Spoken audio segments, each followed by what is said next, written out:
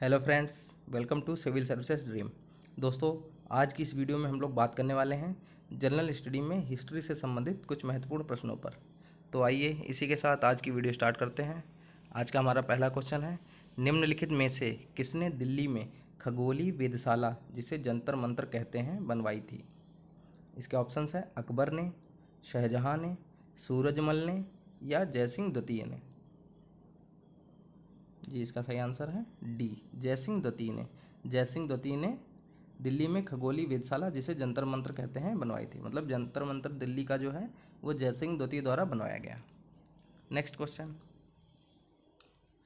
उत्तरी तथा उत्तरी पश्चिमी भारत में सर्वाधिक संख्या में तांबे के सिक्कों को जारी किया था। मतलब उत्तरी तथा उत्तरी पश्चिमी भारत में सर्वाधिक संख्या में जो तांबे के सिक्के जारी किए गए थे वो किनके द्वारा प्रचलन में लाए गए थे सर्वाधिक?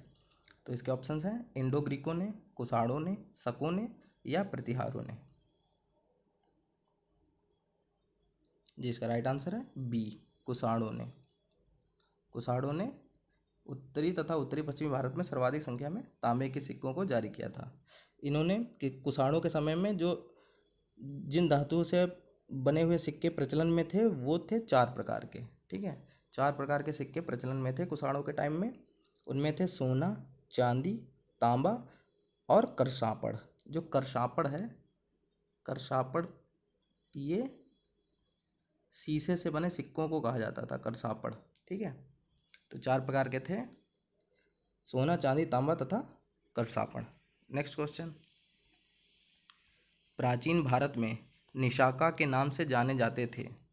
इसके ऑप्शंस हैं स्वर्ण आभूषण, गायें, तांबे के सिक्के और चौथा है चांदी के सिक्के। जी, इसका राइट आंसर है ए, स्वर्ण आभूषण। प्राचीन भारत में निशाका निशाका के नाम से स्वर्ण आभूषणों को जाना जाता था। इसके अलावा जो तांबे के सिक्के होते थे उन्हें काकड़ी कहते थे प्राचीन समय में। चांदी के सिक्कों को रूचक, देखो तांबे के सिक्के को कहते थे काकड़ी, काकड़ी। ठीक है, ये हो गए चांदी के सिक्के प्राचीन समय में कहे जाते थे। और चांदी के सिक्के को कहा जाता था रूचक, रूचक। ठीक है, सोने सोने के सिक्कों को दीनार।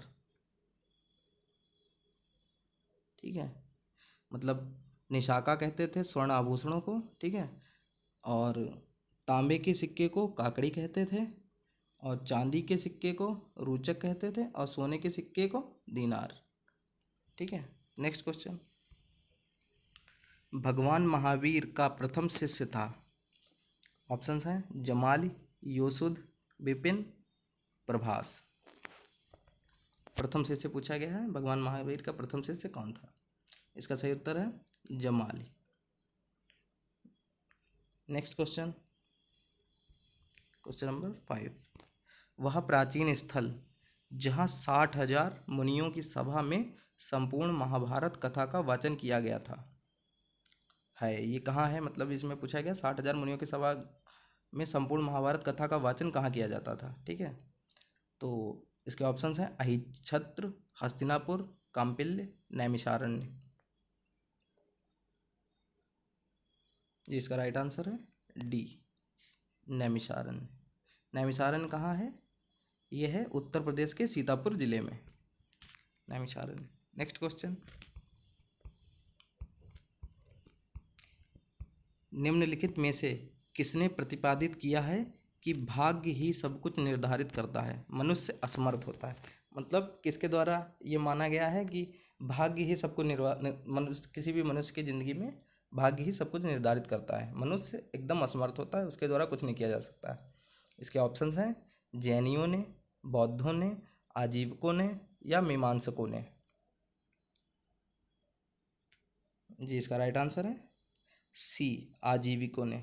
आजीविकों ने माना था कि मनुष्य की ज़िंदगी में सब कुछ भाग्य ही निर्धारित करता है, मनुष्य एकदम असमर्थ होता है।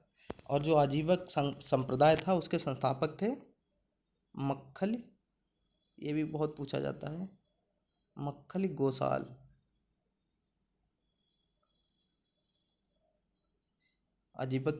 आजीवक संप्रदाय के जो संस्थापक थे वो थे मक्खल गोसाल। नेक्स्ट क्वेश्चन,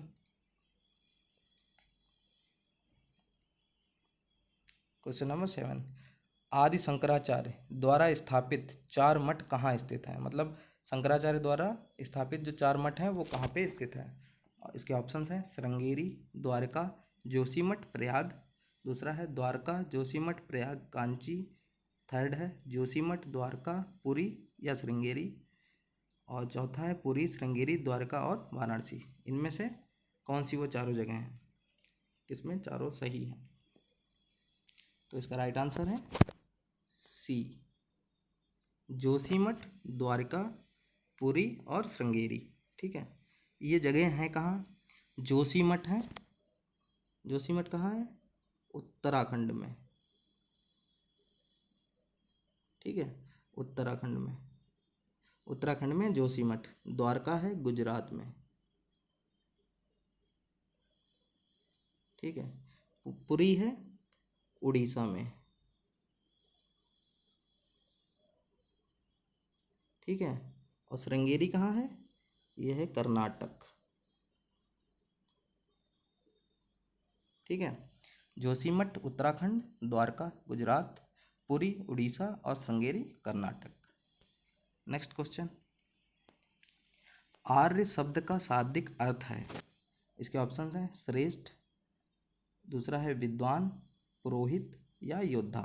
इन चारों में से आर्य शब्द का शाब्दिक अर्थ क्या है? जिसका राइट आंसर है ए, श्रेष्ठ। श्रेष्ठ या कुलीन, कहीं कहीं पे दिया जाता है कुलीन, मतलब ऊंचे कुल वाला। ठीक है, आर्य शब्द का शाब्दिक अर्थ है कुलीन या श्रेष्ठ। नेक्स्ट क्वेश्चन, मनुस्मृति मुख्यतया संबंधित है? इसके ऑप्शंस हैं समाज व्यवस्था से, कानून से, अर्थशास्त्र से या राज्य कार्य पद्धति से। इसका सही उत्तर है बी, कानून से। मनुस्मृति जो है वो मुख्यतया कानून से संबंधित है। Next question and last question, Subhash Chandra Bose के त्यागपत्र देने के बाद किसे भारतीय राष्ट्रीय कांग्रेस का अध्यक्ष चुना गया था? इसके ऑप्शंस हैं अबुल कलाम आज़ाद, राजेंद्र प्रसाद, पट्टाभी सीतारामैया, वल्लभ भाई पटेल। इसका सही उत्तर है बी, राजेंद्र प्रसाद। इसके बारे में थोड़ा जान लेते हैं। कांग्रेस का जो 52वां अधिवेशन हुआ था वो मार्च 1939 में हुआ था। ठीक है, 1939 में, जो कि त्रिपुरी जबलपुर मध्य प्रदेश में हुआ था। ठीक है, इतिहास में पहली बार अध्यक्ष पद के लिए दो उम्मीदवार खड़े हुए थे। इससे पहले, मतलब इससे पहले जो भी चुनाव होते थे उसमें कभी भी कांग्रेस के चुनाव अध्यक्ष के पद के लिए कभी दो उम्मीदवार खड़े ही नहीं हुए थे। ठीक है, तो दो लोग कौन कौन थे? एक थे सुभाष चंद्र बोस, और दूसरे सुभाष चंद्र बोस जो थे वो एकदम स्वतंत्र उम्मीदवार थे। ठीक है, और जबकि दूसरे जो थे उनका नाम था पट्टाभी सीतारामैया। दूसरे का नाम था पट्टाभी, ये ठीक है, दूसरे जो थे वो खड़े हुए थे पट्टाभी सीतारामैया। ठीक है, उनको गांधी जी का समर्थन प्राप्त था। ठीक है, और इस चुनाव में जब ये चुनाव हुआ, ये हुआ पट्टाभी सीतारामैया और सुभाष चंद्र बोस के बीच में। पट्टाभी सीतारामैया को गांधी जी का समर्थन प्राप्त था। ठीक है, लेकिन इस चुनाव में सुभाष चंद्र बोस विजयी हुए। उसके बाद गांधी जी ने इस पट्टाभी सीतारामैया की हार को व्यक्तिगत हार के रूप में लिया था।